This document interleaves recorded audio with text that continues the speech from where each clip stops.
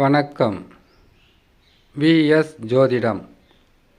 இந்த ஜோதிட சேனலில் கடகராசி புனர்பூசம் நட்சத்திரம் 4ஆம் பாதத்தில் பிறந்த உங்களுக்கு சனி பகவான் 2026 மார்ச் மாதம் 6ஆம் தேதி வாக்கிய கணித ரீதியாக பயிற்சி பெற்று அமருகின்ற சனி பகவான் நன்மைகளை எப்படியெல்லாம் செய்ய போகிறார்? அஷ்டம சனியிலிருந்து விலகிய சனி பகவான் பாக்கியஸ்தானத்தில் அமருகின்ற சனி பகவான். பாக்கியஸ்தானம் என்றால் ராசிக்கு 9. 9இல் அமருகின்ற சனி பகவான் உயர்வையும் நன்மையும், உங்களுக்கு இதனால் வரையில் ஏற்பட்டிருந்த இழப்புக்களையும் கஷ்டங்களையும் துன்பங்களையும் உறவு சிக்கல்களையும் இதிலிருந்த பிரச்சனைகளை அனைத்தையும் விலக்கி நன்மைகளை செய்வார். ஆனால் புனர்பூச நட்சத்திரம் 4ஆம் பாதத்தில் பிறந்த உங்களுக்கு ஆரம்ப தசா குரு தசா, அதற்கு பிறகு சனி தசா, அதற்கு பிறகு புதன் தசா, புதன் தசாவுக்கு பிறகு கேது தசா, சுக்கிர தசா, சூரிய தசா, சந்திர தசா என்று தசா வருகிறது இல்லையா? அஷ்டம சனியை பெரிதளவு பாதகமா சாதகமா என்று பார்ப்பதற்கு முன்பதாக தசா எந்த நிலையில் இருக்கிறது என்பதை பாருங்க. தசா தான் வாழ்நாள் முழுக்க உங்களுக்கு நன்மையை செய்யுமா தீமையை செய்யுமா என்பதை உறுதி செய்யும்.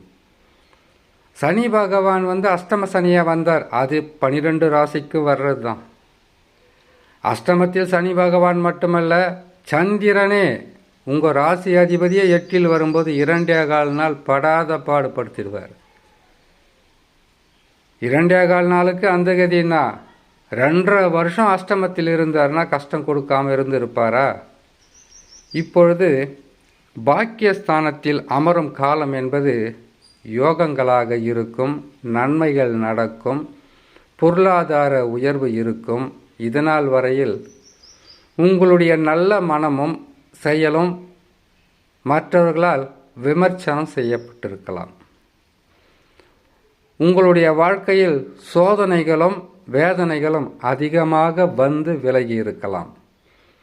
ஆனால் இது குருவின் நட்சத்திரம் என்பதினால் எதையும் பெரிதுபடுத்தாமல், எதை பற்றியும் பெருசாக மனசுக்கு கஷ்டப்படாத அளவுக்கு வலியும் வேதனையும் உங்களுக்குள் இருந்தால் கூட நீங்கள் அதை பொறுமையாக கடந்து செல்லக்கூடிய உயர்வான மனம் படைத்தவர்கள்தான் இந்த நட்சத்திரக்காரர்கள்.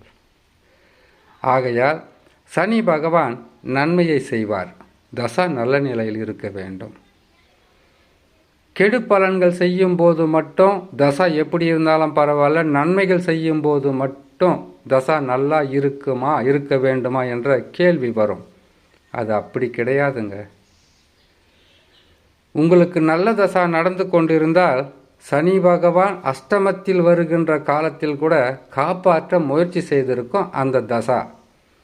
இப்போ நல்ல இடத்துக்கு வரான்னு கேட்டால் பொருளாதார உயர்வு, வருமானம் பெருகுதல், நல்ல தொழில் கிடைப்பது, தொழிலில் மாற்றங்கள் கிடைப்பது, உத்தியோக உயர்வு கிடைப்பது, இப்படியெல்லாம் நன்மைகளை செய்வதற்கு அந்த தசா தான் உங்களுக்கு ஒத்துழைக்கும். ஆகையால் பாக்கியஸ்தானத்தில் அமருகின்ற சனி பகவான் நன்மைகள் என்பது கடந்த ஆண்டுகளில் அனுபவித்து வந்த துன்பங்களிலிருந்து விடுபடலாம். பொருளாதார வீழ்ச்சியும் தடையும் விலகி நல்ல நிலையில் கையில் காசு பணம் புரளும். இது சனி பகவானை மட்டும் வச்சு செய்கிறது. அவர் செய்கிறத சொல்கிறது.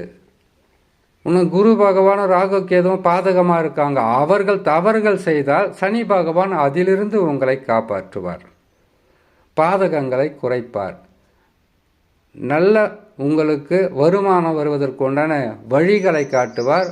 உழைத்து கடினமாக பாடுபட்டு இருக்கின்ற பிரச்சனையை தீர்த்து கொள்ளலாம். ஒருவேளை இந்த நேரமும் உங்களுக்கு பாதகமாக இருந்தால் நீங்கள் வணங்க வேண்டிய தெய்வம் குரு தட்சிணாமூர்த்தியை தான் வணங்கணும். காரணம், உங்களுடைய நட்சத்திர அதிபதி அவர் தான்.